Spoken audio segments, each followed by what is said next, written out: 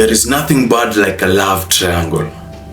Before we get into this story, subscribe hapo, na goal yangu ya likes leo ni 600 likes kuendelea juu. So let's get into this story.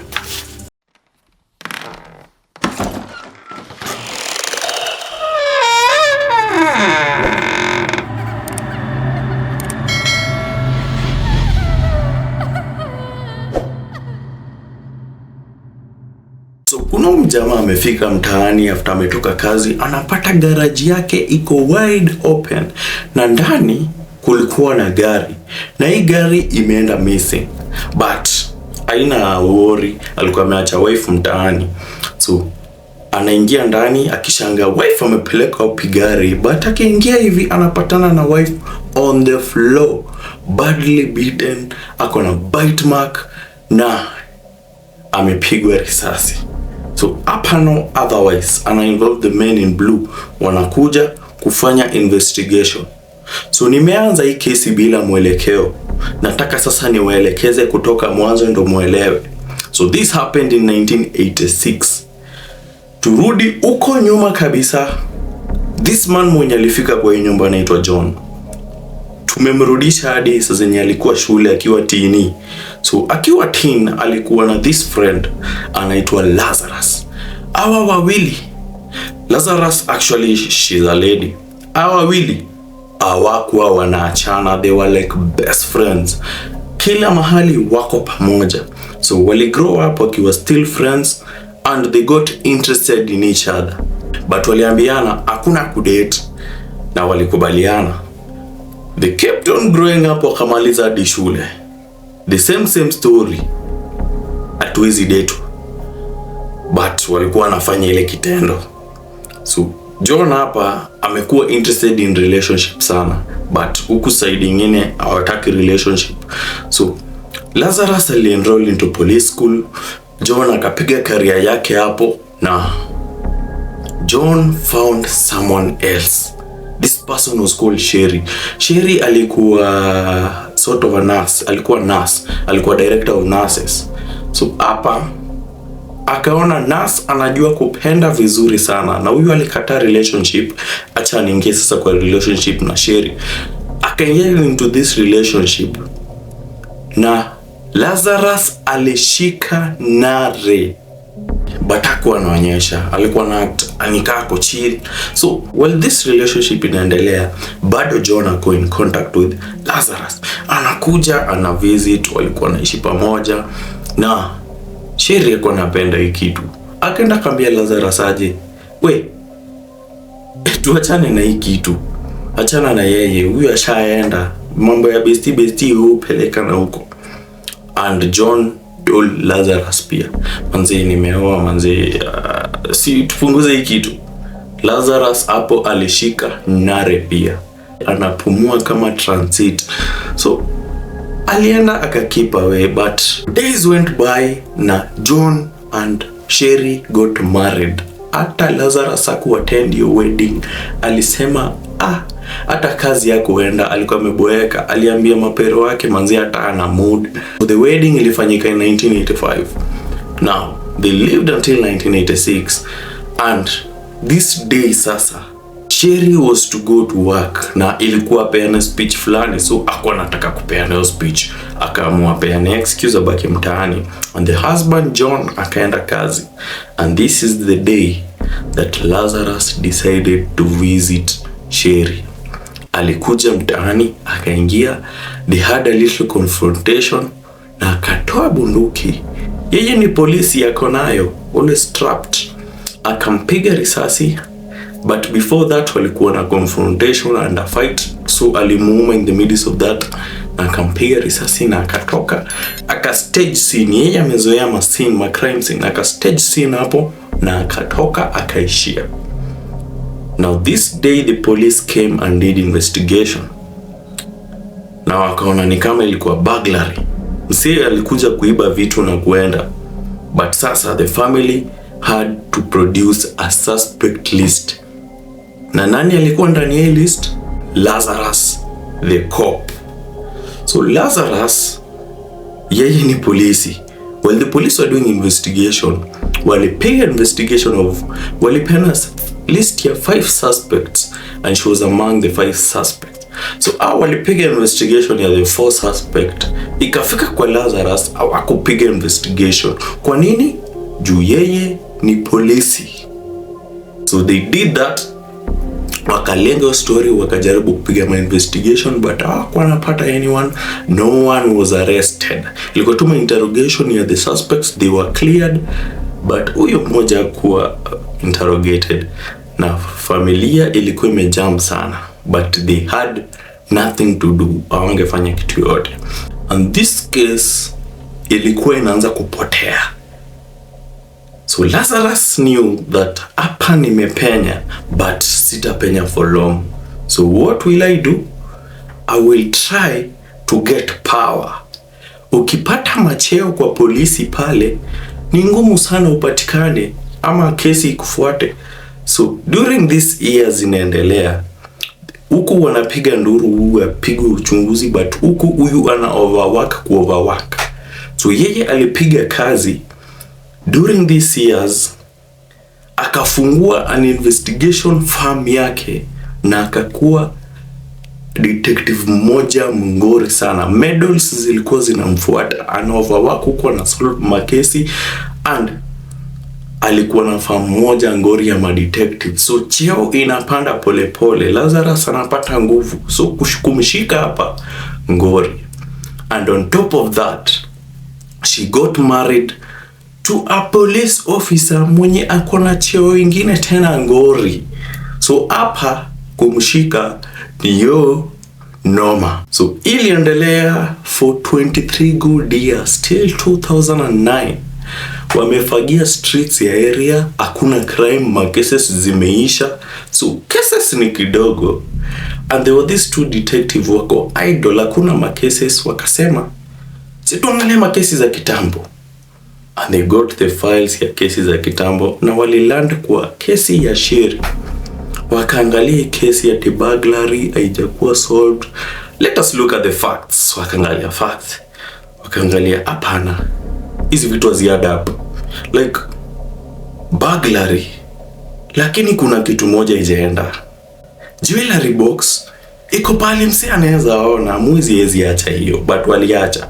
So hapa it's a case of murder, and they decided to investigate more. Wakaona kulikuwa na bite marks nini, suspectless kupitia, wakapata ni Lazarus ako hapo mwenye kumaliziwa. Lazarus ni nani? Ni mkubwa wa madetective. Tutamguza kweli? Kumguza ni ngori, bwana yake ngori. So hapana, tutaguza hii kesi, lakini hatuta involve mtu yote juu hapo kiguza kesi involve mtu yote itamfikia. So wakaamua kupiga investigation chini ya maji na wakaona hapa kuna DNA tunaweza toa mahali. Hapa DNA ilikuwa collected na sasa tunataka DNA ya Lazarus tuone kama ina match na bite marks. So they decide to go for Lazarus DNA. DNA unapata wapi kwa Lazarus rahisi? Ati utaenda tu mwambie we nisaidie DNA yako? Hapana. So wali stage kitu hivi, walienda wakangoja time Lazarus wamemaliza kukunywa chai, wakachukua kikombe na mate sample wakaongeza ndani ya sample bag straight to the lab to do DNA. And what did they find? The DNA matched. So hapa evidence lazima ukuwe nayo 100% without a doubt ndo uweze kuarrest this person. So they found that it was a match. Kuangalia history, kumbe kuna kalav nini inaendelea hapa. Okay, facts ziko, DNA sample iko, so we need to go for her sasa. But ni rahisi kumpata? Noma. So venye walipata hii evidence, waliitisha a search warrant ya house ya Lazarus. House ya Lazarus kuingia ni ngori mse. Hii ni nyumba ya karao, ya makarao. Unaweza ingia hivi ulambishwe wanakutuma. So they decided to do this. Waka invite Lazarus to the station. Wakamwambia we kuna kesi tunadeal nayo, tunataka utusaidie. Na juu ni private hivi, tunataka tukuulize maswali pale interrogation room ndo msee mwingine asisikie. because kwa interrogation room procedure moja ni unaacha bunduki na uko. So wakaingia, wakati ni kama they are dealing with a case, na wakaanza kumuuliza maswali. So wako pale interrogation room, anauliza, na mmeniita hapa tufanye nini sasa? Ati kuna kesi yenye na involve mtu unajua, and tunataka tuambie kitu kuhusu ujamaa. And who is this? This is John. Akasema, huyo tulikuanga na kitambo. Manze, sasa hii kesi ni gani? Ni kuhusu wife yake. So kufika hapo akaanza kuwa defensive. So here is part of the interview. Ya kwanza si interrogation, it's just a discussion. I don't want to talk about this in the squadron because I don't know who people are listening. And if we go to my side, everybody's always wondering what everybody else is doing. No problem. Okay, but like we're talking about being busy and stuff, we've been assigned a case that we've been looking at. Okay, it's a new case, and reviewing the case, there's some notes to see as far as your name being mentioned. Okay. Do you know John Rutten? John Rutten? Rutten. Oh yeah, I went to school with him. You did? Yeah. How long did you know him? Gosh, I went to school in, let's see, went to UCLA in 1978 I started, and, met him at school at the dorms. Were you guys friends, close friends? Yeah, we're very close friends. I mean, what's this all about? Well, it's a case we're working on, and it involves John, and in there, some of the statements we reviewed, there's notes and stuff that he knew you and stuff. Oh yeah, I mean, we were good friends, I lived in the dorms for 2 years. You guys lived in the same dorm? Yeah. Okay. Yeah, Dijkstra.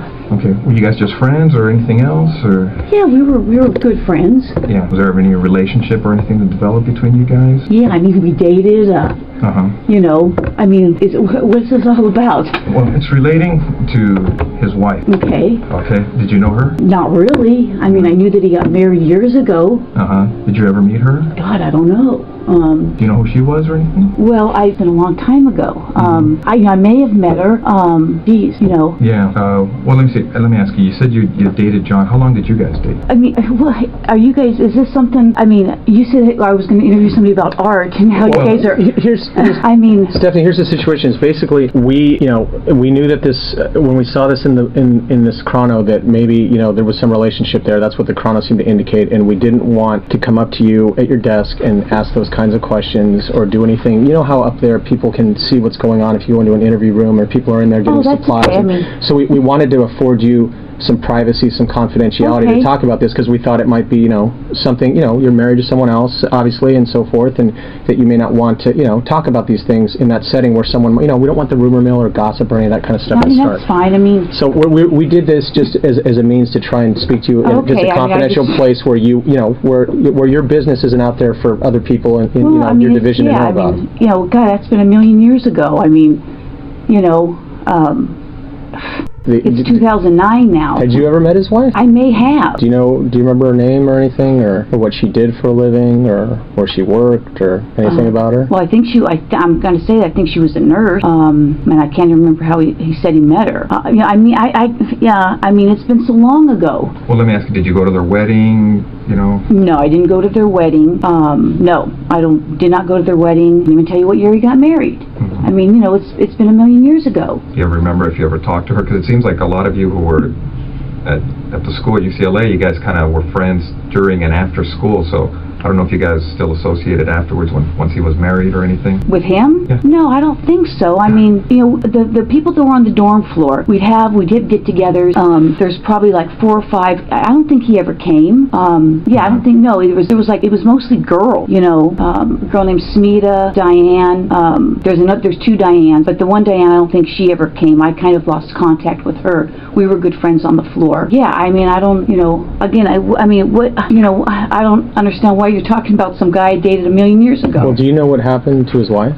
Yeah, I know she got killed. What did you hear about that? I saw a poster at work. I'm sure I spoke to him about it. I think I spoke to another friend of his about it. And how did you first learn about that? Jeez. Someone could have called me. I could have heard it at work. I think at one point there may have been a flyer or something. I know a good friend of his... Were you on the job back then when that happened? Yeah, I think so. Yeah, I'm sure I was on the job. That's why I would have heard about it with the flyer. He had a good friend, Mike Boldrick. anyways, he may have lived in the dorms. I don't remember if that's how I met him. I may have talked to him. I mean, I don't remember how I heard. I mean, I don't even remember what year it was. And you think you said you thought his wife was a nurse. Do you have any idea where she was working at the time, or did he ever mention that to you? Was it a hospital or a doctor's office? I'm sure he must have mentioned it. Now that you're bringing that up, I think she worked at a hospital somewhere. And yeah, I may have met her at a hospital. I may have talked to her once or twice. At a hospital? Or more. Given that you were kind of used to see John, was everything okay between you guys? I mean, there was never anything uncomfortable or anything between you and her? I don't know. I mean, it's been so many years. I mean, uncomfortable. I mean, I can't even remember if we had a conversation. I mean, we may have. I may have seen her at his apartment. Geez, how many years ago was that? I don't even know what year she, got killed. As they processed everything, they did the best they could at that time, and they looked at a lot of people and different things in this case. And you're right. I mean, if you guys are claiming that I'm a suspect, then I got a problem with that. Okay. So if you're doing this as an interrogation, you're saying, hey, I'm a suspect. Well, now I got a problem with now you're accusing me of this. Is that what you're saying? We're trying to figure out what happened, Stephanie. Well, I'm just saying, do I need to get a lawyer if you're accusing me of this? You don't have to. I mean, you're here of your own free will. I mean, I know, but you're not under arrest. You can walk out. You can leave whenever you like. Well, I'm trying to give you some background of how I knew him, and now you're telling me that somebody's saying that we had this big old fight, and I don't even know what you're talking about. And I don't want to, get in trouble for something that I didn't even do, or you're saying I did something. Okay. Yeah, we understand. I mean, how would you guys like it if the tables were turned on you? I understand. No. No, that's what we're telling you. I mean, you're free to go whenever you want. If this makes you uncomfortable and you want to, now you're starting to make me uncomfortable. The thing is, I mean, detectives did what they could at that time on the crime scene. Okay, and the burglary thing you're talking about, that is an angle that they looked at.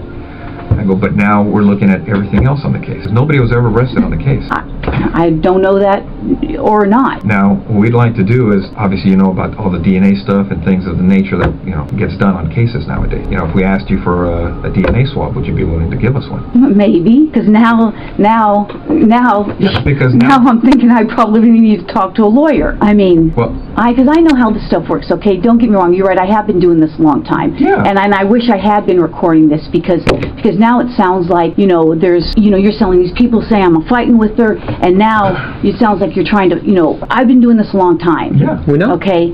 And now it almost sounds like you're trying to pin something on me. No, now I got that sense. Well, what it gets to on these cases, and you know it as well as I do, our job is to identify and eliminate suspects. I can't believe this.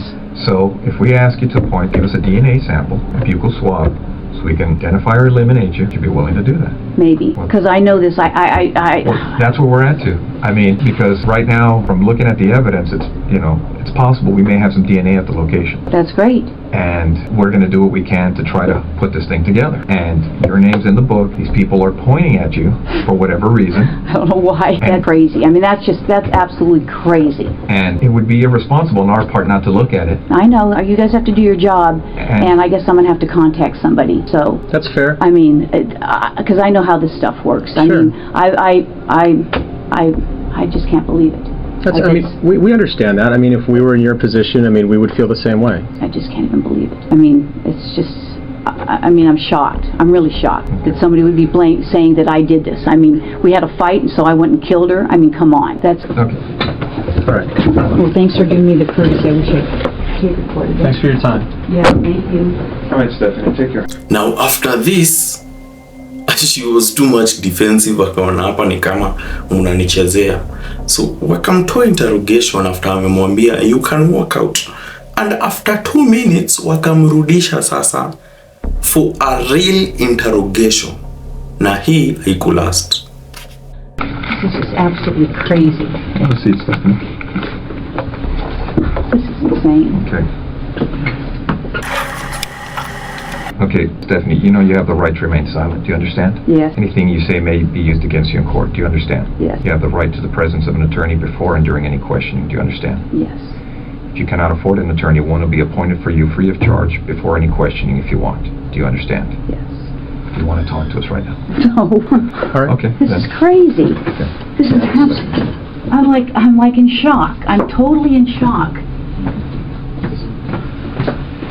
So after all this, walipiga search kwa keja yake, wakapata diary. Alikuwa ameandika venye anapenda John mbaya sana, venye ameboeka, ameolewa, na venye yani kila kitu ilikuwa na mbo. Hiyo siku ya wedding alikuwa na feel fit na other evidences. So the gun that was used to shoot this woman back then ilikuwa inatumika na officers as a backup pistol. So ilikuwa backup yao. Na days after this murder happened, they reported that gun ya madam ilikuwa imeibiwa. So that was another fact that was to be used against her. So later on she was arrested, akapelekwa into custody, wakapiga kesi, and she was found guilty. Yeye ndo aliua this woman because of jealousy. So alipigwa sentence yake ya 27 years. Na this case was solved by these two detectives after 23 years. Huyu madam alikuwa anataka kukepa na hii kitu. So John was there present. Alipiga speech yake when he was devastated. He felt so bad. And this lady sasa alishikwa. Alikuwa anajaribu kuhepa na macheo yake. She was a very high rank detective, but at last alishikwa. Huwa kunanga story ya high rank detective wewe ushikwi. Hapana, wewe unapiga sentence yako ndani, and this was because of this love triangle. Mapenzi wewe. So before tuende mbali, subscribe, like, na uite watu wakuze waangalia hata video 1, 2, 3, 4. So tupatane.